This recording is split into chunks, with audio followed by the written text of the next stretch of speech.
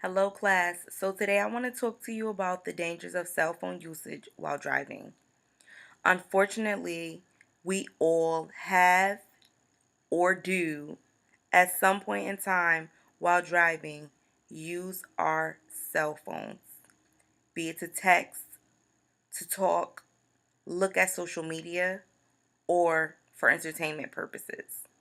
And this is something we need to stop. We need to stop distracted driving.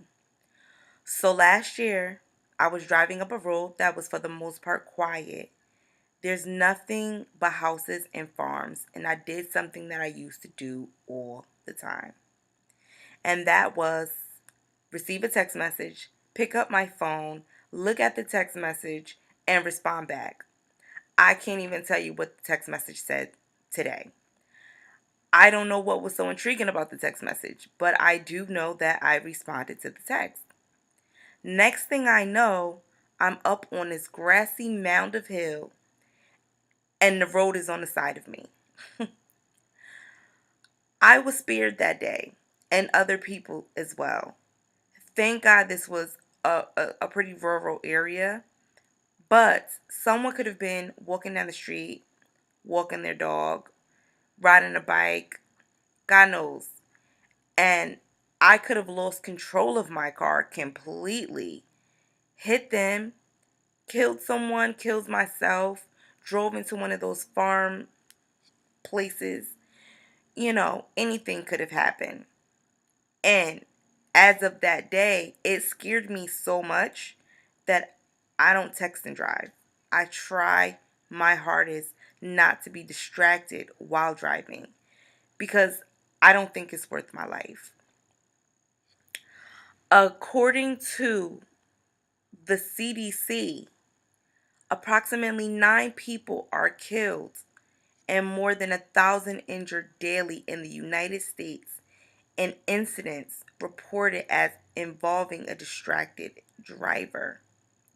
And according to the NHTSA, during daylight hours across America, approximately 660,000 drivers are using cell phones or manipulating electronic devices while driving. Distracted driving also comes with punishment in the state of Connecticut. Someone who violates the distracted driving ban is penalized up to $150 for the first time. The second time, they're penalized up to $300. The third time is $500, up to losing their license. And I don't know about you, but I know that I could find better things to do with my money. And I can also find better things to do with my time than going back and forth to court. The best way to avoid these fines, injuries, or death to yourself or others is by just putting your phone down while driving. Nothing is worth your life or anyone else's life.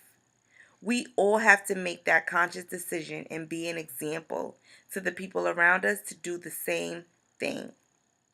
This is not a joke. This is not a video game. People's lives, we don't just wake back up. And injuries, most of the time, depending on how serious, don't just go away. These are lifelong consequences that can stick with us and stick with other people. So everyone, please be conscious of what you're doing and stop texting and driving. Stop talking and driving. Stop just being distracted while driving, period. As much as you can, put your phones down. Thank you. A new warning tonight from the American justice system that distracted drivers will be treated as criminals. A landmark verdict in Massachusetts today convicted a driver of vehicular homicide, and his crime was blamed on texting while driving. The significance reaches far beyond this one case, and here's ABC's Amy Robach. Negligent operation. Two families tearful when the verdict was read today. Guilty or not guilty? Guilty. Massachusetts Judge Stephen Albany then imposed the maximum sentence, 2.5 years behind bars on 18-year-old Aaron DeVoe for texting and driving, causing a head-on collision that killed 55-year-old Daniel Bowley. Today, speaking softly DeVoe apologized. I made a mistake, and if I take that back, I would take it back. This after the victim's daughter tearfully addressed the court. I would wake up at night and hear my dad talking to me, and I would get up and go look for him. He wasn't there. DeVoe will also lose his license for 15 years, a license he only had for 5 months prior to the fatal accident. Phone records show he received 4 text messages in the minutes before the crash, the last 2 at 2:34 and 2:35 p.m. According to prosecutors, the collision occurred at 2:36. You weren't distracted by the cell phone you were using in texting. That is my testimony, yes. But each text takes a driver's eyes off the road for approximately 4.6 seconds. It's like driving an entire football field blindfolded. Look at this bus driver. One glance down at his phone, enough to distract him and cause this crash.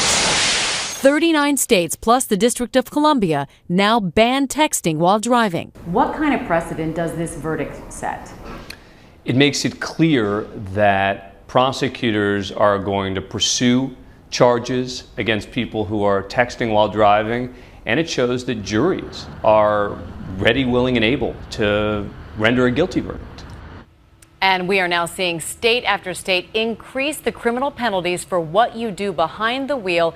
And Diane, we saw today the judges are more than willing to punish those offenders. Saying enough is enough. But let's run through again what can get you a criminal penalty. We know about drugs. We know about drinking. That's right. We've seen cases of drivers convicted of homicide when they get into a fatal crash while using their cell phones. Today's texting verdict obviously takes that a step further, and one state, New Jersey, has specifically made it illegal to drive while drowsy. So you could be charged with homicide if you kill someone while asleep at the wheel. But one state says now sleepiness Yes. and an accident Get some coffee and get some rest. can put you in jail. Okay, thank you so much, Amy Robach.